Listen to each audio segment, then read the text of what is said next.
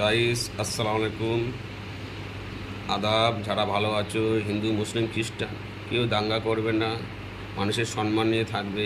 ইনকামের কী ইনকাম করা যাবে সেই ইনকামের দিকে থাকবে। আর যারা বাবা মাকে ভালোবাসে, অনেকে বাবা মাকে ভালোবাসা মুছে ফেলেছে, যারা বাবা মাকে এই বৃদ্ধাশ্রমে ফেলে দিয়েছে, তাদের উদ্দেশ্যে বলছি আমার আন্তরিক বাবা মাকে আশীর্বাদ করো। বাবা মার কাছে আশীর্বাদ নাও, অনেক বড় হতে পারবে, আশীর্বাদ পাবে।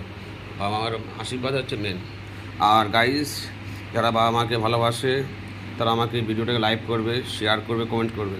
অনেকে বাবা মা চলে গেছে, এখন অনেকে ছেলে কষ্ট পায়। আমারও বাবা নেই, বাবা চলে গেছে, মা আছে। মা বাবার আশীর্বাদটা মেন। মা বাবার জন্য যারা আশীর্বাদ করবে, আশীর্বাদটা নাও।